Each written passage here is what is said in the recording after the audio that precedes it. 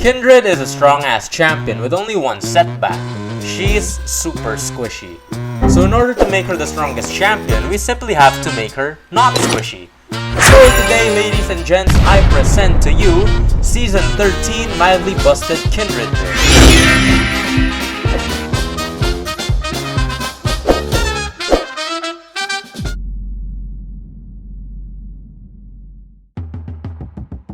Considering that this season is a bruiser meta again, we're going to be needing the essentials: Grasp of the Undying, Demolish, Bone Plating, and Overgrowth. And for the secondary runes, we'll be taking Alacrity and Last Stand. For the glyphs, we'll be taking... For the glyphs, we're going with 10% attack speed and armor and health. But you're asking, hey Maffy, does Kindred even scale with health? Well, no. But if we can minimize dying, we scale on everything. Does it make sense? Maybe. Is it the best? I don't really know. But impossible is simply a placeholder for something waiting to be made, so let's get right to it. So the first game I spawned in as the jungler, and unfortunately I can't build the Heartsteel here since I can't stack it as much, so I built Shield Bow as a trauma response to Zed and Rengar. And I didn't even notice the Rengar until Kindred herself pointed it out. So a quick clash happens, and I fucking died until I didn't, and unfortunately I had to burn a flash to try and escape. Good thing that they didn't steal my red though, so it wasn't that big of a loss. So the game goes ahead, I take all my camps, and we go up for the first gank of the game.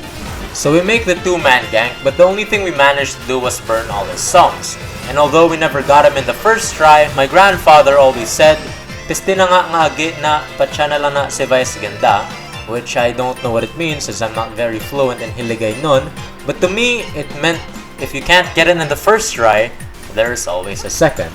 And a second chance we did get since Darius overextended again and suffered poorly.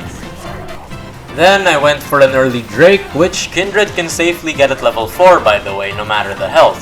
But my team didn't have faith in me, and to be honest, neither did I, since I was clenching my ass cheeks so tightly all throughout this dragon since Rengar could have just popped up and killed me in the process.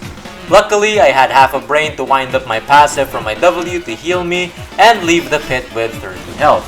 Already more than the money I have in my wallet. And speaking of money, this video is sponsored by my mom and dad. Shout out to giving birth to me and making me a Kindred main even though I'm not even good at it. Shout out to the sponsors of this video, Mom and Dad. Now enjoy the video. After a quick dip at the pit, I sneakily made my way down bot for a quick pick, but for some reason I had to flash at the back of the Serra? I don't know why I had to do that, but for some reason I did. And I could have flashed away to get away from the Twitch passive proc, but I don't know. Again, fish brain. We did get the fat shutdown though, so I guess that's a win. Some more farming happens and I find an easy pick off the Darius at top again and give him the good old TF and Graves hand job. And then I bait the Rengar for a free kill and badge display, but I made a monkey ass move yet again by recalling on the other side of the wall, with Zed clearly missing from the map.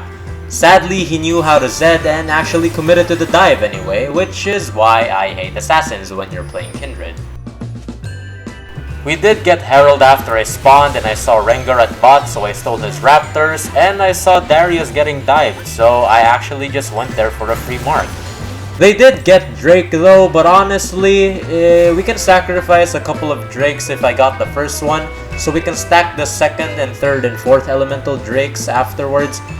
But I think I'm just saying this out of copium and I just positioned myself badly. But the first explanation sounded more tactical and smart. It's like that one guy from Blue Lock who wears fake glasses to appear smart. Yeah, that's basically me with Kindred. So we get even more kills to advance our game, a couple of shutdown gold here and there and some objectives. But this is where I started going even more monkey. So I go to the red side to score a mark, however I'm low plat trash and I don't even know how to ward, so Rango managed to pull a fast one on me. My brain then went into thinking I got shield bow and armor on, so no way he can win this auto attack battle.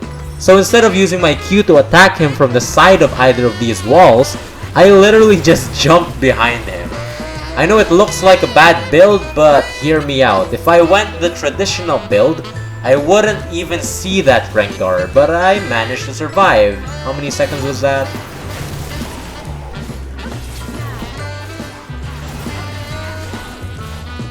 8 whole seconds against a fed Rengar. Now that's mildly busted to me. Of course I wouldn't let that slide. It was time for the hunter to be the hunted. And considering Rengar's lore paints him as the ultimate hunter, I'll have to become Death himself. I have to become the Grey Man. Thanks to my tank build, his burst barely damages me, which probably shocked him too. I know I did, considering he was 2 levels ahead. And with all that, I dove Rengar and actually got a slick fade away from him. And with that, I literally transformed into the beast itself with a KDA of 666. It was over for these.